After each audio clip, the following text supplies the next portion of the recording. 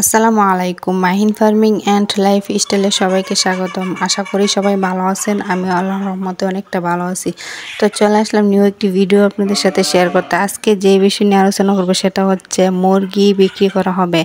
তো 6 মাস রানিং ডিম পাড়া মুরগি বিক্রি করা হবে। যারা 6 মাসের ডিম পাড়া মুরগি কিনতে চান তারাই শুধু যোগাযোগ করবেন, আমাদের ভিডিও দেখে কমেন্টস করবেন। তো আমাদের এই ভিডিওটা করার মূলত কারণ হচ্ছে অনেকেই আগে আমাকে বলতেন যে আপু আমাদের ডিম পাড়া মুরগি রাখবে, তো তাদের উদ্দেশ্যে আজকের এই ভিডিওটা করা। তো যারা আগে বলতেন যে ডিম পাড়া মুরগি রাখবে তারা আমার সাথে যোগাযোগ করেন। আমাদের মুরগিগুলা সব ভ্যাকসিন কমপ্লিট আছে আলহামদুলিল্লাহ। তো আপনারা নিয়ে শুধু রানীক্ষেত ভ্যাকসিন 40 দিন পর পর দিবেন, তাতেই হবে ইনশাল্লাহ। তো মুরগিগুলা 6 মাস ধরে ডিম দিতেছে, তো মুরগিগুলা বিক্রি করতে অনেকটা খারাপ লাগতেছে। তো আমি মেয়ে মানুষ একলা সামলাতে পারবো না সব কিছু। তো ওই মুরগির ডিম দিয়ে আমি আবার ইনকিউবেটর মেশিন দিয়ে ডিম ফুটাইতেছি। তো বাচ্চা যখন ফুটবে তখন বাচ্চা পালন করব। তো বাচ্চা আর মুরগি এত কিছু সামলাতে পারবো না।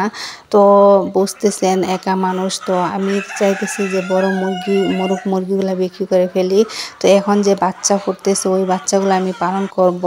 তো ওই বাচ্চা থেকে আমি অনেক বড় করব খামারটা ইনশাল্লাহ। তো এখন দেখতেছেন মুরগিগুলা 6 মাস ধরে ডিম দিতেছে, তো ভ্যাকসিনও কমপ্লিট আছে। মুরগিগুলা নিয়ে আপনারা শুধু রানীক্ষেত ভ্যাকসিনটা 40 দিন পর পর দিবেন। তো রানীক্ষেত ভ্যাকসিনের 20 দিনের ব্যবধানে কৃমির মেডিসিনটা দিবেন। তো কৃমির মেডিসিনটা দেওয়ার পরে আর কিছু দিতে হবে না ইনশাল্লাহ। তো রানীক্ষেত ভ্যাকসিনটি কিভাবে দিবেন অনেকেই জানেন, অনেকেই জানেন না। তো যারা জানেন না তাদের উদ্দেশ্যে বলি। তো রানীক্ষেত ভ্যাকসিনটি দেওয়ার সময় আপনার মুরগিগুলা যতটুকু পানি একবেলা খাবে তার থেকে অর্ধেক পানিতে আপনি ভ্যাকসিনটি মিশাবেন। তারপরে 2 ঘন্টা পানিটা মুরগির সামনে রাখবেন, ভ্যাকসিনের পানিটা।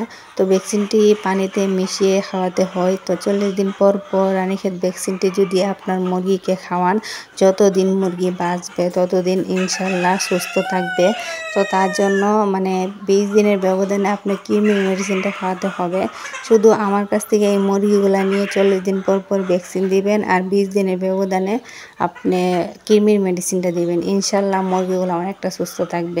তো যারা মুরগি পালন করেন তারা সবাই জানেন যে 40 দিন পর পর রানীক্ষেত ভ্যাকসিন দিতে হয়।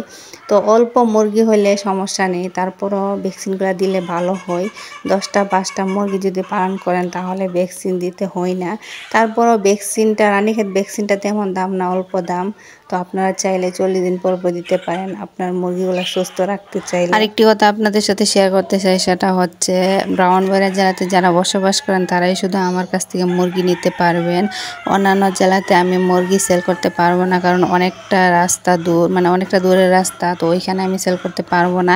ব্রাহ্মণবাড়িয়া জেলাতে সদর থানা বা অন্যান্য থানা আছে, ওইখান থেকে যোগাযোগ করতে পারেন মুরগি কেনার জন্য।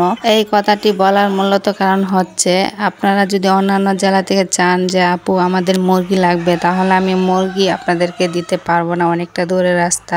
তারপর আপনাদের মনে কষ্ট হবে, আমারও না দিতে পেরে মনে কষ্ট হবে। তার জন্য আমি আগে থেকেই বলে দিলাম আমার কাছে 100 মুরগি আছে। তো আপনারা চাইলে 10টা 5টা বা তার থেকে বেশিও নিতে পারেন, পালন করার জন্য নিতে পারেন বা খাওয়ার জন্য নিতে পারেন।